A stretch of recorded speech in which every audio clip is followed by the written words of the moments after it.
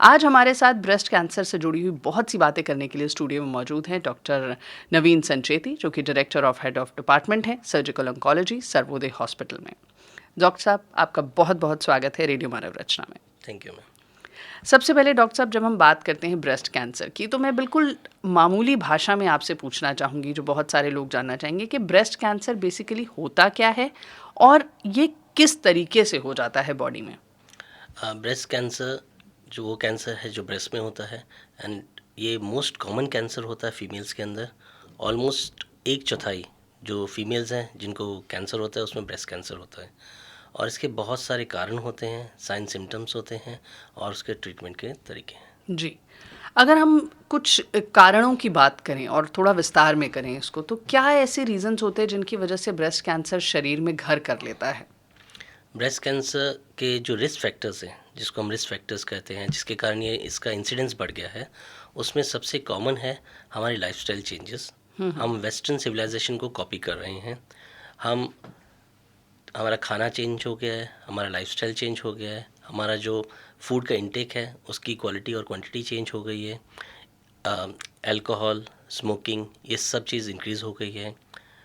जैसे जैसे इंडस्ट्रियलाइजेशन हो रहा है, जैसे जैसे हम बहुत ज़्यादा हम एक्टिव हो रहे हैं, हम ज़्यादा लेट शादी कर रहे हैं। लेडीज़ बच्चे कम पैदा करना चाहती हैं, उनको फीड नहीं कराती बिकॉज उन्हें लगता है कि अगर वो फीड कराएंगी तो उनको बॉडी काउंटर में चेंजेस आ जाएंगे। बहुत सारे लोग ओरल कॉन्ट्रासेप्टिव्स या हार्मोनल रिप्लेसमेंट थेरेपीज़ ले रहे हैं। तो इस तरह बहुत सारे सोसाइटी में और लाइफस्टाइल के अंदर चेंजेस हो गए हैं, जिसके कारण ब्रेस्ट कैंसर का इंसिडेंस काफ़ी बढ़ गया है। यानी हमारे जो रोज़मर्रा का जीवन है वो थोड़ा सा बदलाव वाला हो गया। आज से जो 50 साल पहले होता था वैसा नहीं है। तो डॉक्टर साहब, बहुत सारी लेडीज़ ऐसी होती हैं जो आज के समय में ब्रेस्ट फीडिंग नहीं कराना चाहती हैं। क्वेश्चन मैं इसलिए पूछना चाहती हूँ क्योंकि आपने भी ब्रेस्ट फीडिंग की बात करी। अब बच्चे हो जाते हैं और डॉक्टर्स ही बहुत बार एडवाइस करते हैं कि आप पाउडर मिल्क बच्चों को दे दें या फॉर्मूला मिल्क दे दें। पर ऐसे में ब्रेस्ट फीडिंग कराने से कितने चांसेस हो जाते हैं बचने के और कितने समय तक कराना चाहिए? Breast feeding is Paramount important. बच्चे के लिए भी इम्पॉर्टेंट है और आपको उसका इंसिडेंस, ब्रेस्ट कैंसर के इंसिडेंस को भी कम करता है। फॉर्चुनेटली इंडिया में अभी भी लोग 6 months to 1 year तक ब्रेस्ट फीडिंग कराते हैं, which is very much protective as far as your breast cancer incidence is concern. मतलब ब्रेस्ट कैंसर का जो हमारा रिस्क फैक्टर है उसको ये कम करता है। हमारे हार्मोन के अंदर जो चेंजेस होते हैं तो उसको कम करता है, जिससे हमारे ब्रेस्ट कैंसर का इंसिडेंस कम हो जाता है। अगर हम बात करें बाकी कैंसर्स की, तो जैसे हम यूट्राइन कैंसर की बात करते हैं तो उसके लिए इंजेक्शंस हैं जो प्रिवेंट करते हैं। क्या ब्रेस्ट कैंसर से रिलेटेड भी कोई दवाई, कोई इंजेक्शन कुछ ऐसा आ रहा है? अनफॉर्चुनेटली बहुत ज़्यादा रिसर्च एंड डेवलपमेंट हो रही है, बट एज ऑफ नाउ कोई भी ऐसा रिकमेंडेड नहीं है, अप्रूव नहीं है और गाइडलाइंस में नहीं है कि कोई भी हम इंजेक्शन या वैक्सीन दें जिससे ब्रेस्ट कैंसर को हम प्रिवेंट कर सकें। सिम्टम्स अक्सर हमने यही सुना है कि एक लंप होता है जो ब्रेस्ट कैंसर में पनप सकता है, लेकिन बहुत सारे लोग ऐसे होते हैं जिनको कोई लंप फील नहीं होता, उनको पता ही नहीं होता कि अंदर ब्रेस्ट कैंसर बढ़ रहा है। तो ये कैसे डिटेक्ट किया जाए? क्या इसके सिम्टम्स हैं? कैसे इसके बारे में स्क्रीनिंग हो सकेगी? ये हमें ज़रा विस्तार से बताइए। सबसे पहले मैम सिम्टम्स के बारे में बात करें तो मोस्ट कॉमन जो सिम्टम होता है वो ब्रेस्ट कैंसर का ब्रेस्ट मास की तरह प्रेजेंट करता है। छाती में कोई भी गांठ, वो गांठ जो पहले थी या स्टार्ट हुई और वो स्लोली स्लोली धीरे धीरे बढ़ने लग गई। तो इस तरह की कोई भी गांठ जो पहले साइज में छोटी थी और बढ़ रही है, हमें शक होना चाहिए कि कहीं वो ब्रेस्ट कैंसर तो नहीं। सेकेंडली, अगर हमारे निप्पल के अंदर कोई डिस्चार्ज हो रहा है, स्पेसिफिकली अगर वो डार्क कलर का है, रेडिश, ग्रीनिश, ब्राउनिश, तो हमें ध्यान रखना चाहिए कि कहीं ये सिम्टम्स ब्रेस्ट कैंसर के तो नहीं। कई बार जो ब्रेस्ट के ऊपर जो स्किन है उसमें चेंजेस आ जाते हैं। ब्रेस्ट की स्किन काफ़ी सॉफ्ट एंड सपल होती है, मतलब, और उसकी जो स्किन बन जाती है ब्रेस्ट कैंसर में होती है वो ऑरेंज की तरह, संतरे की छिलके की तरह, जिसमें पकरिंग हो जाती है। ओके। और सिम्टम्स में आप देखिए जो मोस्ट कॉमन है वो निपल का डायरेक्शन चेंज होना, अंदर की तरफ इन्वर्ट होना या बाहर की तरफ इवर्ट होना। आसपास में कहीं कोई और छोटे छोटे सैटेलाइट नोड्यूल्स बन जाते हैं, कई बार छोटी छोटी गांठें सी बन जाती है। और कई बार पेशेंट के पास सिर्फ एक्जिला, मतलब बगल के अंदर गांठ आती है। तो ये कुछ कॉमन साइंस एंड सिम्टम्स हैं ब्रेस्ट कैंसर के। अगर इनमें से आपको कोई भी है उसको वो इवेलुएट कराए कि कहीं ये सिम्टम ब्रेस्ट कैंसर के तो नहीं है। कौन कौन से ऐसे लोग होते हैं या लेडीज़ होती हैं जिनको इसके चांसेस ज़्यादा हो जाते हैं? क्या ये हेरिडेटरी बहुत ज़्यादा बढ़ जाता है? Hereditary cancer unfortunately breast cancer होता है, पर बहुत ज़्यादा केसेस हेरिडिटरी के नहीं होते। अगर हम 100 पेशेंट्स ब्रेस्ट कैंसर के देखें तो उनमें से 6 to 8% मतलब 10% से भी कम लोगों को ये कैंसर हेरिडिटरी है। इसका मतलब ये नहीं है कि मेरी माँ को था तो मुझे होगा या मेरी मासी को था तो मुझे होगा। हमें सिर्फ उसके लिए जागरूक होना है, अवेयर होना है। और आजकल कुछ टेस्ट अवेलेबल हैं, you can come over to Sarvodaya cancer centre. वो टेस्ट हमें बता देगा कि हमारे अंदर वो डिफेक्टिव जीन्स है कि नहीं। सेकेंडली, कुछ जो हमारे फैक्टर्स होते हैं जिनके कारण ब्रेस्ट कैंसर बढ़ जाता है, लाइक अगर हमें अर्ली पीरियड्स आना शुरू हो जाए, लेट मीनोपॉज हो, अगर शादी के बाद में बच्चे ना किए हों, ब्रेस्ट फीडिंग ना की हो, इनटेक ऑफ ओरल कॉन्ट्रासेप्टिव्स हों, हमारा लाइफस्टाइल में अगेन चेंजेस हों, तो इस तरह के सिम्टम्स अगर हमारा लाइफस्टाइल है तो हमारे इंसिडेंस ऑफ ब्रेस्ट कैंसर बढ़ जाता है। जी, यानी सेडेंट्री लाइफस्टाइल बहुत बड़ा एक रीज़न हो जाता है ब्रेस्ट कैंसर बढ़ने में।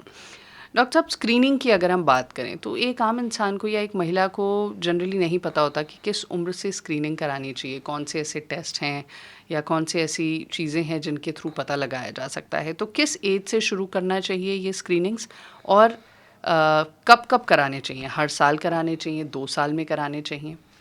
ब्रेस्ट कैंसर का screening, fortunately we have got very good screening modality जिसको कहते हैं डिजिटल मेमोग्राफी। ये एक ब्रेस्ट का एक एक्सरे होता है जिसमें 2 व्यूज़ लिए जाते हैं, और अगर बीमारी होनी है तो ये 1 से 2 साल पहले हमें बता देगा कि बीमारी हो सकती है। तो it is recommended world over yearly और 2 ईयरली। कुछ कंट्रीज़ में ईयरली है, कुछ कंट्रीज़ में 2 ईयरली है, और इंडिया में ऐसा अभी कोई गाइडलाइन नहीं है, but it is recommended world over कि 40 साल के बाद हर लेडी को साल में एक बार ब्रेस्ट कैंसर के लिए मेमोग्राफी करानी चाहिए। जी, साल में एक बार मेमोग्राफी करानी चाहिए। अगर स्क्रीनिंग में आ जाता है, मेमोग्राफी में या अल्ट्रासाउंड में ये चीज़ क्लियर हो जाती है कि ब्रेस्ट कैंसर जैसा कुछ है, गांठ है और ये कैंसर हो सकती है, मैलिग्नेंसी हो सकती है, फिर क्या ट्रीटमेंट होता है? कैसे एक पेशेंट को आप कंसोल भी करते हैं, क्योंकि अपने आप में बहुत बड़ा सदमा होता है किसी भी पेशेंट के लिए। स्टेजेस में अलग अलग क्या ट्रीटमेंट होता है? जब भी हमें एक सस्पिशन है कि छाती की कोई गांठ या कोई ऐसा साइन है, तो सबसे पहले हमें उसे कंफर्म करना होता है कि वो है कि नहीं। कंफर्मेशन का एक ही टेस्ट है जिसका नाम है बायोप्सी। अगर बायोप्सी में बीमारी आती है दैट मीन्स वो है, और बाई चांस अगर बीमारी नहीं आती है तो उसके बाद फिर फर्दर टेस्ट करने होते हैं। एक बहुत कॉमनली ये कहा जाता है कि बायोप्सी करने से बीमारी फैल जाती है, ऐसा नहीं है। जब तक हम बायोप्सी नहीं करेंगे तब तक उस बीमारी का हमें पता नहीं चलेगा। हमें जब तक वो ब्लैक एंड वाइट में रिपोर्ट नहीं आएगी कि ये so and so cheese cancer है, तब तक हम उसका ट्रीटमेंट नहीं शुरू कर सकते। एक बार कंफर्मेशन होने के बाद में हम उसका फर्दर टेस्ट करते हैं कि ये कहीं बीमारी ये फैल तो नहीं गई। It is not like diabetes, hypertension. Cancer ही फैल सकता है, फ्रॉम ब्रेस्ट से एक्जिला में जा सकता है, हड्डियों में जा सकता है, लिवर, लंग, ब्रेन, कहीं पे भी जा सकता है। It has no boundaries at all. तो हमें ये देखना होगा कि हमारा ये जो बीमारी है ये कहाँ तक फैला हुआ है। उसके लिए in our hospital we have a very good machine which is known as PET scan. हम एक पेट सीटी करते हैं जो अगले दिन बता देता है कि हमारी बीमारी ये कहाँ तक फैली हुई है जी। जिसे कहते हैं स्टेज। क्या वो स्टेज 1 है, मतलब अर्ली डिजीज़ है, स्टेज 2 या 3 है, या स्टेज 4 है। अब स्टेजिंग के हिसाब से डिपेंड करता है कि हमारा बीमारी का ट्रीटमेंट क्या होगा। Like coming to early breast cancer. Early breast cancer में we do surgery followed by chemotherapy, followed by radiation. In locally advanced breast cancer, stage 3 जिसे कहते हैं, उसमें हम पहले कीमोथेरेपी देते हैं या टारगेटेड थेरेपी देते हैं, फिर सर्जरी करते हैं, फिर रेडिएशन। इसी तरह से स्टेज 4 होता है तो उसमें हमें पहले कीमो या टारगेटेड थेरेपी देना है। तो ट्रीटमेंट इज जो डिस्कस किया जाता है between radiation oncologist, medical oncologist and surgeons, they all sit together, discuss case by case उस पेशेंट के बारे में, उसकी बीमारी के बारे में, किस टाइप की है, कितनी फैली हुई है। इस बेसिस पे हम उसे डिसाइड करते हैं, और इसको कहते हैं ट्यूमर बोर्ड। एक मल्टी डिसिप्लिनरी ट्यूमर बोर्ड होता है, उसकी फाइल बनती है और हम डिसाइड करते हैं कि इसका ट्रीटमेंट कैसे होगा। Chemo followed by surgery followed by radiation, या surgery followed by chemo followed by radiation. इस तरह से एक प्लान किया जाता है। And each and every patient in our hospital we follow international guidelines, जैसे NCCN गाइडलाइंस है। These are the guidelines which are followed all over. So in our hospital tumour board always for each and every patient we follow that guidelines. Okay. और ये जो treatment होता है, जैसे radiation की बात आप कर रहे हैं या कीमो की बात आप कर रहे हैं, ये अपने आप में बहुत हार्श होती हैं, पेशेंट के लिए बहुत मुश्किल होता है इनसे टैकल करना। तो कई केसेस में रेडिएशन जो लोग कराते हैं वो कीमो से थोड़ी लाइट होती है, या वो उतनी ही हार्ड होती है जितनी कीमो होती है, जिसमें बाल चले जाते हैं या वीकनेस बहुत आ जाती है, इम्यूनिटी बहुत कम हो जाती है। मैम, जितना ये डेवलपमेंट हो रहा है, जितना भी ड्रग डिस्कवरीज हो रही हैं, उसके बाद में बहुत अच्छी मेडिसिन हो गई हैं जिसके कम से कम साइड इफ़ेक्ट्स हैं। और आजकल हम कहते हैं पर्सनलाइज मेडिसिन, मीन्स जिस अगर मैं पेशेंट हूँ, मेरी ये बीमारी है, इस टाइप की बीमारी है और इतनी फैली हुई है, तो उसके हिसाब से एक मेडिसिन को ट्वीक किया जाता है कि हम A+B+C देंगे या DEF देंगे। Means there so many options available, customisation हो गया है। जी। तो कस्टमाइजेशन के बाद में जो साइड इफ़ेक्ट प्रोफाइल है वो काफ़ी कम हो गई है। दूसरा, जो सपोर्टिव मेडिकेशंस हैं, जैसे वॉमिटिंग कह रहे हैं आप, जैसे भूख लगने की, कई बार भूख नहीं लगती, तो इस तरह के जो सपोर्टिव मेडिकेशंस भी बहुत अच्छी डेवलप हो गई है। तो बोथ, एक तो एक कस्टमाइजेशन हो गई है मेडिसिन की, और उसका सपोर्टिव मेडिकेशन भी इम्प्रूव हो गया है। जी। Now coming to chemotherapy versus radiation. Chemotherapy एक बार नहीं होती, there are multiple cycles, and like 14 days में साइकिल हो सकता है, 21 डेज में हो सकता है। नॉर्मली 6 to 8 साइकिल्स देते हैं पेशेंट को, और अगर बाई चांस उसका hormone positive plus HER2 positive disease हो तो 17 साइकिल्स देनी पड़ती है। रेडिएशन इज़ समथिंग लाइक कि एक मशीन होती है जिसको हम रेडियोथेरेपी मशीन कहते हैं। पेशेंट का प्रोग्राम किया जाता है, एक प्लानिंग की जाती है और पेशेंट उस पर लेट जाता है। It is something like a CT scan. Patient लेटता है और उसका पेशेंट का प्रोग्राम उस मशीन पे आ जाता है, एंड सब्सिक्वेंटली जैसे ही वो स्टार्ट होता है, it takes hardly 1 or 2 minutes and he goes back home. It is done 5 days a week and 5 week के लिए। तो नॉर्मल जो रेडिएशन होती है, तो दोनों के साइड इफ़ेक्ट प्रोफाइल्स अलग अलग हैं, कीमोथेरेपी के एंड रेडिएशन के। और टेक्निकली आजकल डेवलपमेंट के बाद में इतना हार्श नहीं है। इतना हार्श नहीं है जितना पहले कहा जाता था कि कीमोथेरेपी बहुत मुश्किल है, रेडिएशन थेरेपी बहुत मुश्किल है। उतनी प्रॉब्लम्स अब शायद नहीं आती हैं। मुश्किल तो है, लेकिन उतना ज़्यादा अब तकलीफ नहीं होती पेशेंट्स को। डॉक्टर साहब, बहुत सारी लेडीज़ में ये प्रॉब्लम आती है, उनसे जब भी ब्रेस्ट कैंसर की बात करते हैं तो सबसे पहले तो सेल्फ कॉन्फिडेंस ख़त्म हो जाता है कि हमारे शरीर का एक इम्पॉर्टेंट अंग जो है वो निकल जाएगा। तो ऐसे में आप कैसे उनको समझाते हैं कि वापस रिकंस्ट्रक्शन भी पॉसिबल है, और कितना समय लगता है रिकंस्ट्रक्ट करने में? बेसिकली विद द एडवांसमेंट, जैसे जैसे हमारी टेक्निक्स एडवांस हो गई है, हम हर पेशेंट को जिसमें पॉसिबल है, fortunately all early breast cancer and few patients of locally advance breast cancer में हम ये ऑप्शन दे सकते हैं। आज से 15-20 साल पहले ज़्यादातर केसेस में हम पूरे ब्रेस्ट को रिमूव कर देते थे। आजकल ब्रेस्ट कंजर्वेशन सर्जरी का एक प्रोटोकॉल है जिसमें हम छाती का वो हिस्सा जिसमें बीमारी है और बगल का हिस्सा जिसमें वो गांठें हैं उनको निकाल देते हैं। जी। दूसरा ऑप्शन होता है ब्रेस्ट ऑन्कोप्लास्टी, जिसमें पेशेंट चाहता है कि मैं जैसे पहले लगती थी कपड़ों में एटलीस्ट वैसे लगूं, तो हम उसी टाइम इमीडिएट रिकंस्ट्रक्शन कर सकते हैं। ओके। फीमेल्स में बेली फैट ले लेते हैं या बैक ऑफ जो हमारे पीछे से मांस और फैट ले लेते हैं और उसको उसी टाइम रिकंस्ट्रक्ट कर सकते हैं। We have a very good team of reconstructive surgeons with us. So हम एक टीम की तरह काम करते हैं और एक ही सिटिंग में पेशेंट एनेस्थीसिया में जाता है, बीमारी निकाल दी जाती है with adequate margins and immediately reconstruct भी किया जाता है विद अ वेरी गुड कॉस्मेसिस, जिससे पेशेंट को साइकोलॉजिकली बहुत अच्छा लगता है। स्पेसिफिकली यंगर पेशेंट्स को, जिनको ऑफिस जाना है, जिनको सोशल लाइफ में एक्टिव रहना है, उनके लिए बहुत ज़रूरी है कि वो इन क्लोथ्स बिल्कुल नॉर्मल लगें। वो बीमारी के बारे में नहीं सोचेंगे तो बीमारी उस पर हावी नहीं होगी। That is very important. Doctor साहब, जब हम ब्रेस्ट कैंसर की बात करते हैं तो क्या आजकल की जो वापस लोग काफ़ी हेल्थ के बारे में सोचने भी लगे हैं अपने ख़राब लाइफस्टाइल के बावजूद, तो योग और एक्सरसाइज क्या इसमें कुछ मदद कर सकती है? Ma'am, it comes back to lifestyle changes. If you are physically active, you have got a very balanced diet, means processed food हम कम खाएं, रेड मीट या प्रोसेस्ड फूड पैक्ड आइटम्स अगर हम कम खाएं, फ्रेश फ्रूट्स एंड वेजिटेबल्स लें, ये सब चीज़ हमारी इम्यूनिटी को बढ़ाता है। और अगर हम इम्यूनिटी को इम्प्रूव करेंगे तो नॉट ओनली कैंसर, बाकी भी बीमारियों से हम बच सकेंगे। तो हम अपनी बैलेंस डाइट रखें, अपने वजन को बैलेंस रखें और अपनी लाइफस्टाइल एक्टिव रखे, फिजिकली एक्टिव रखे, दैट इज़ मोर इम्पोर्टेंट। जी, यानी लाइफस्टाइल को ठीक करना सारी बीमारियों को ख़त्म करने के लिए एक रामबाण इलाज है। अगर आप एक्चुअली में फ़िट रहना चाहते हैं कि कोई परेशानी आपको ना हो, तो अपने लाइफस्टाइल पे सबसे पहले ध्यान दीजिए। सुबह जल्दी उठिए, थोड़ा वॉक कीजिए, एक्सरसाइज कीजिए, योग कीजिए, खाना जो है वो अपना लिमिटेड रखिए, बहुत ज़्यादा जंक और प्रिजर्वेटिव से भरा हुआ खाना अवॉइड कीजिए, बहुत ज़्यादा ऑयली फूड अवॉइड कीजिए, वेट को बैलेंस कीजिए और अपनी जो बाहर की जो आदतें हैं आपकी ज़्यादा लेट नाइट घूमने की, पार्टी करने की, उनको भी थोड़ा सा कट डाउन कीजिए, सही समय पर सोइए और जल्दी उठिए।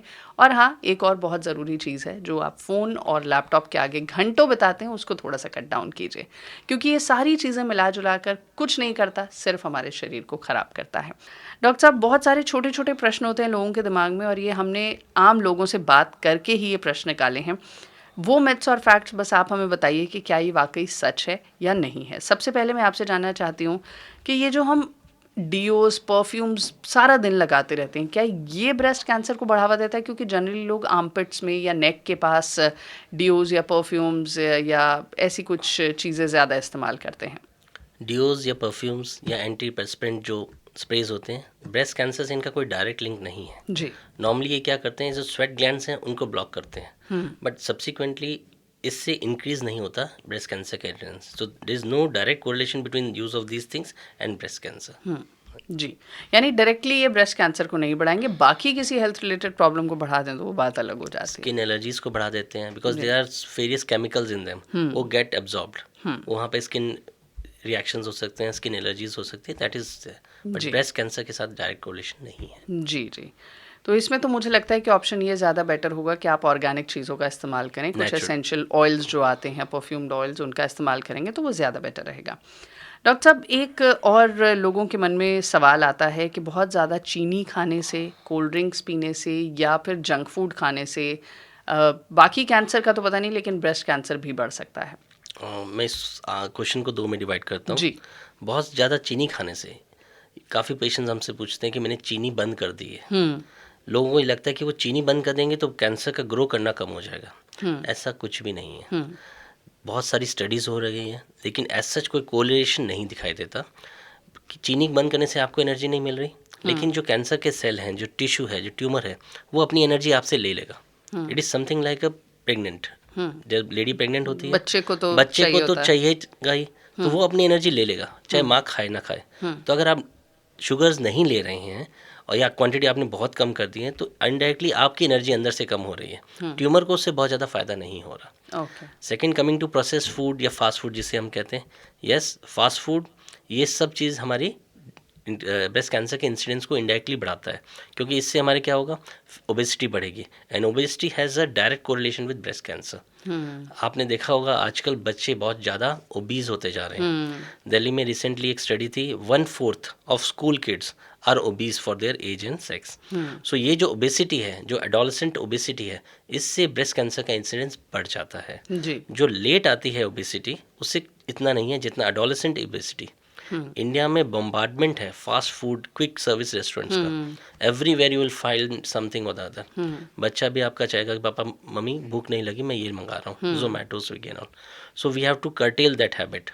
ये हमें संयम ही जीवन है, हमें उसमें खाने में संयम बहुत ज़रूरी है, जिससे हम अपनी खाने की जो चीज़ें हैं उसको इम्प्रूव कर सकें और हमारी हेल्थ को इम्प्रूव कर सकें। जी बिल्कुल, यानी ये जो बार बार फटाफट ऐप से आप खाना मंगा लेते हैं उसको कट डाउन कीजिए। पेरेंट्स अगर इस चीज़ को कम करेंगे तो बच्चा अपने आप धीरे धीरे कम करेगा। पेरेंट्स ज़्यादा खाना मंगाएंगे तो फिर ऑफकोर्स बच्चे वो देखेंगे और वो आपके ही कदमों पर चलेंगे। डॉक्टर साहब, एक और प्रश्न है, वो ये है कि क्या पुरुषों में भी ब्रेस्ट कैंसर हो सकता है? अनफॉर्चुनेटली यस, पुरुषों में भी ब्रेस्ट कैंसर होता है, बट उसका इंसिडेंस काफ़ी कम होता है। अगर हम 100 लेडीज़ को देखते हैं ब्रेस्ट कैंसर की, तो 1 या 2 मेल पेशेंट्स भी आ सकते हैं, इतना कम है। तो लेकिन किसको होता है? जिनकी जेनेटिक इश्यूज ज़्यादा होते हैं, जिनकी फैमिली में ब्रेस्ट कैंसर ज़्यादा होता है, और इसका treatment, evaluation and survival similar होता है फीमेल ब्रेस्ट कैंसर के साथ। जी, यानी जो ट्रीटमेंट है, सारी चीज़ें वो सेम ही सिमिलर है। जी। बहुत ज़्यादा टाइट अंडरगारमेंट्स पहनना, ब्रा पहनना या सही साइज़ के अंडरगारमेंट्स ना लेना, 24 घंटे पहने रहना, क्या ये भी ब्रेस्ट कैंसर बढ़ा सकता है या इसकी शुरुआत कर सकता है? एज सच आप किस मटेरियल का अंडरगारमेंट पहन रहे हैं या कौन से whether it is tight ill fitting and all, इससे इंसिडेंस ब्रेस्ट कैंसर का नहीं इंक्रीज होता, कोई डायरेक्ट कोरिलेशन नहीं है। The only thing it is about your sensitivity breast का बढ़ा देता है, ब्रेस्ट ज़्यादा सेंसिटिव हो जाता है। तो इट इज़ रिकमेंडेड कि हमेशा एक सही साइज़ का पहने, neither too hard neither too soft, and it is should not be worn in the night time. Smoking और बहुत ज़्यादा कुछ ऐसे मादक पदार्थ लेना जो शरीर को नुकसान पहुंचाते हैं, क्या ये ब्रेस्ट कैंसर बढ़ा सकते हैं? Obviously, smoking increases the incidence of breast cancer. Same, alcohol also increases the incidence of breast cancer. Smoking और alcohol अगर आप दोनों करते हैं तो आपका incidence multiple folds increase हो जाता है। Okay. तो it is recommended तो we should have no smoking at all, and alcohol if at all should be in moderation. But ये moderation का पता नहीं, इसलिए it should be no alcohol at all times. क्या एक बार सर्जरी होने के बाद, ट्रीटमेंट होने के बाद कैंसर दोबारा बॉडी में आ सकता है? अनफॉर्चुनेटली वो भी बीमारी वापस आ सकती है। वो डिपेंड करता है कि किस स्टेज पे बीमारी का ट्रीटमेंट हुआ था, लाइक स्टेज 1, स्टेज 2, स्टेज 3 या स्टेज 4। अगर स्टेज 1 में है तो इसका इंसिडेंस लेस देन 5% है। अगर स्टेज 2 में है तो इसका इंसिडेंस वापस आने का 15 to 20% है। और अगर स्टेज 3 में है तो इसका इंसिडेंस 30 to 40% है। और स्टेज 4 में हम बीमारी को क्योर नहीं कर सकते। सो इसीलिए हम जो भी ब्रेस्ट कैंसर के पेशेंट्स हैं, जो सर्वाइवर्स हैं, उनको 5 ईयर तक हम उसको फॉलोअप में रखते हैं। फर्स्ट 2 साल हर 3 महीने उनको बुलाते हैं, third 4th and 5th year हर 6 महीने में उनको बुलाते हैं। क्योंकि अगर बीमारी को वापस आना है तो 90% अगर उससे आना है तो पहले 2 साल में आ जाएगी, 95% चांसेस है अगर वापस आएगी तो 5 साल में आ जाएगी। और अगर 5 साल में बीमारी नहीं आई तो उस पेशेंट का जो इंसिडेंस है या जो रिस्क है वो उतना ही होगा जितना उसकी उम्र की बाकी लेडीज़ का है सोसाइटी में। तो 5 ईयर्स तक हमें फॉलोअप करना होता है। जी जी। आखिरी चीज़ मैं आपसे जानना चाहूँगी, क्या ब्रेस्ट फीडिंग कराने से महिलाओं में कैंसर के चांसेस, ख़ास तौर पर से ब्रेस्ट कैंसर के चांसेस कम हो जाते हैं? ब्रेस्ट फीडिंग एक बहुत ही प्रोटेक्टिव टूल है as far as breast cancer is concern. ये हमारे पीरियड्स को डिले करता है, प्रेगनेंसी होने के चांसेस, मतलब हमारे जो हार्मोनल बैलेंसेस हैं उसको स्मूथ करता है, और मदर टू चाइल्ड का जो एक रिलेशन है उसको भी डेवलप करता है। और पहले के टाइम में जब मल्टीपल चिल्ड्रन होते थे, हम फीड करते थे, 2-2 साल तक फीड करते थे, तो ब्रेस्ट कैंसर का इंसिडेंस काफ़ी कम हो गया होता था। आजकल आप देखते हैं इंसिडेंस बढ़ गया है। क्यों? Late marriages, less number of children, breast feeding avoid करते हैं लेडीज़। तो इसलिए breast feeding I always recommend and strongly recommend कि breast feeding should be done for all children. Doctor साहब, एज अ वुमेन मैं खुद को कैसे चेक कर सकती हूँ, स्क्रीनिंग कैसे कर सकती हूँ बिना टेस्ट कराए ब्रेस्ट कैंसर को लेकर? नॉर्मली जो भी हम स्क्रीनिंग कहते हैं वो 40 ईयर्स एंड अबव कहते हैं, बट फीमेल्स के पास एक चीज़ है जिसे कहते हैं सेल्फ ब्रेस्ट एग्जामिनेशन। हम अपने शरीर को अपने से ज़्यादा, हमसे ज़्यादा हमारा शरीर कोई नहीं जानता। मेरे फेस पे कौन सी जगह दाग है, तो इसी तरह से मेरे ब्रेस्ट को मेरे से ज़्यादा कोई नहीं जानता। तो हमें ब्रेस्ट क्या करना चाहिए? Self breast examination. ये कब करना है? जिन जिन लेडीज़ को पीरियड्स आते हैं उनको 2nd वीक ऑफ पीरियड्स में करना चाहिए, 10th to 14th डे।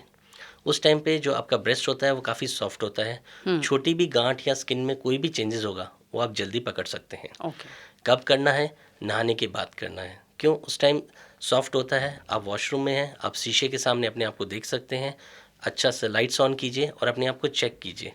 आपको देखना है कि आपका राइट साइड ब्रेस्ट और लेफ्ट साइड ब्रेस्ट 19-20 का फ़र्क हो सकता है, बट अगर उसमें स्किन में कोई चेंजेस हैं, अगर निपल का डायरेक्शन चेंज हुआ है, एक साइज़ का ब्रेस्ट बढ़ गया है साइज़ में, या उसके स्किन में कुछ एक्सकोरिएशन है या एक्जिला में कुछ एक्सकोरिएशन है, तो आपको दिखाई देगा।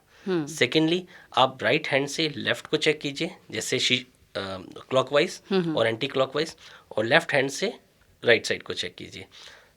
राइट हैंड से लेफ़्ट एक्जिला को, लेफ़्ट हैंड से इसको ऑपोजिट साइड से।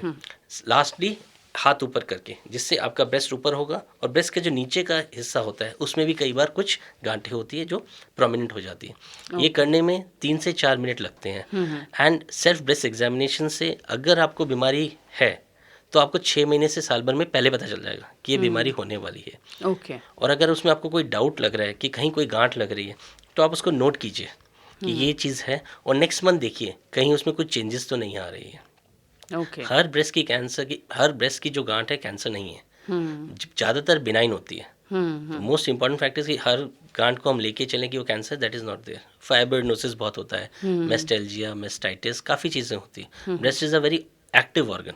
पीरियड्स के साथ में उसकी एक्टिविटी चेंज होती रहती जी, है. जी.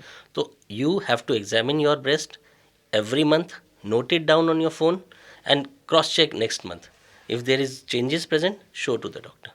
ओके, यानी कुछ भी बदलाव हो उसको तुरंत डॉक्टर से संपर्क करें. डॉक्टर साहब, बहुत सारी आपने जानकारी दी है और ये सारी इन्फॉर्मेशन मुझे लगता है कि जो भी व्यक्ति आपको सुन रहा होगा डेफिनेटली उसको बहुत ज़्यादा इन्फॉर्मेशन मिली होगी और वो बाकियों के साथ भी शेयर कर सकता है, क्योंकि ब्रेस्ट कैंसर जैसी बीमारी को लेकर लोगों के मन में बहुत सारे सवाल होते हैं लेकिन सही जवाब नहीं होता, क्योंकि जब हम गूगल करते हैं ना तो वो कन्फ्यूजन बढ़ जाती है.